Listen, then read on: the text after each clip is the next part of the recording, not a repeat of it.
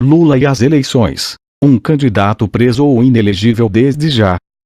A condenação de Luiz Inácio Lula da Silva no TRF-4 por conta do caso do triplex do Guarujá abre um cenário bastante confuso em relação às eleições de 2018.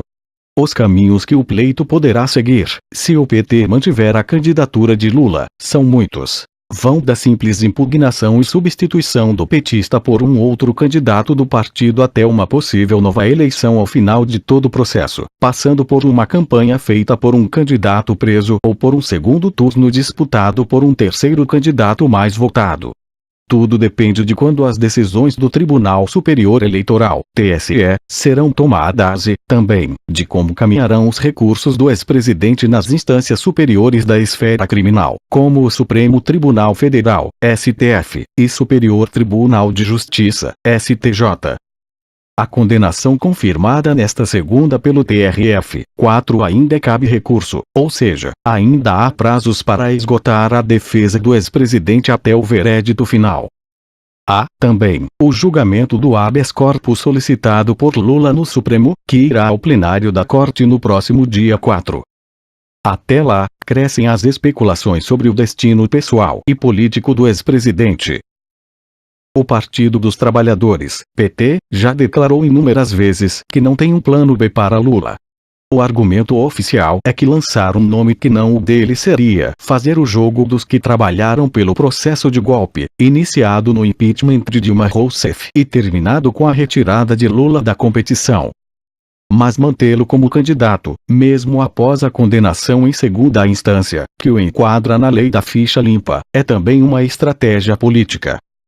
A aposta é que quanto mais ele se mantiver na campanha, mais seria possível transferir seus votos para um candidato substituto, caso fosse necessário.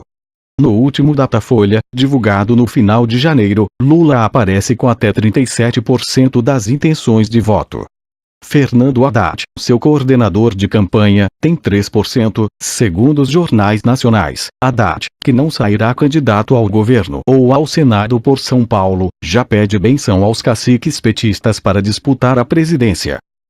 Mas a manutenção de Lula na corrida eleitoral também é um sinal de que o partido tem esperanças em relação aos prazos da justiça.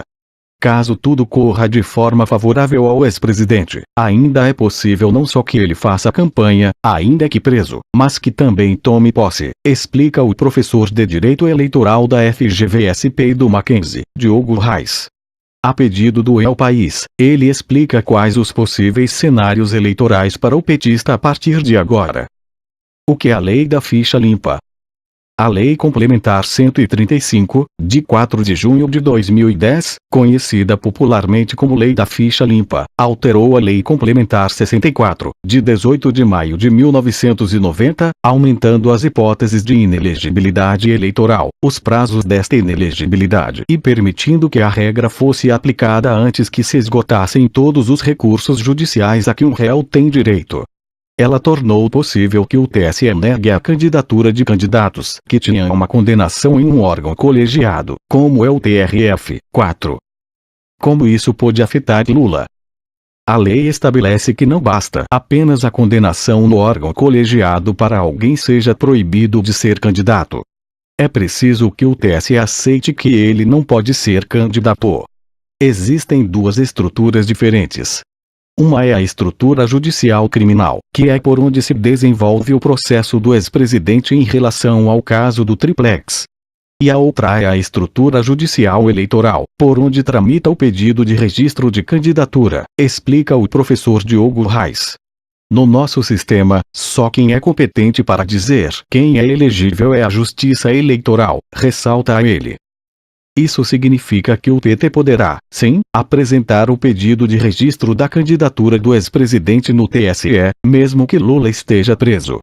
Depois que isso for feito pelo partido, outros candidatos, partidos políticos, coligações e o Ministério Público Eleitoral têm um prazo de até 5 dias para impugná-la, em uma petição fundamentada em provas. Quem decide se autoriza ou não a candidatura é o TSE. E, enquanto a decisão não acontece, Lula poderá continuar com a campanha. Segundo o professor, em geral, a decisão do Tribunal Eleitoral acontece em cerca de 30 dias. E, muito provavelmente, ela deverá ser no sentido de impedir a candidatura, já que a inelegibilidade de pessoas condenadas por tribunais colegiados é algo pacificado no STF. Se a impugnação é quase certa, qual o motivo de mantê-lo candidato? É aqui que entra a estratégia política. Segundo o calendário eleitoral desta eleição, os partidos e coligações podem registrar seus candidatos até às 19 de 15 de agosto. No dia seguinte, 16, já será permitido o início da campanha, com comícios, carreatas, distribuição de material gráfico e propaganda gratuita na internet. A propaganda eleitoral gratuita no rádio e na televisão terá início em 31 de agosto, 37 dias antes das eleições. Vamos supor que os prazos médios que costumam vigorar no TSE continuem os mesmos para essa situação. Se o PT registrar a candidatura de Lula no último dia possível, 15, as impugnações ocorrem até 20 de agosto e o TSE toma sua decisão em até um mês, ou seja, até 20 de setembro. Lula terá tido mais de 30 dias de campanha.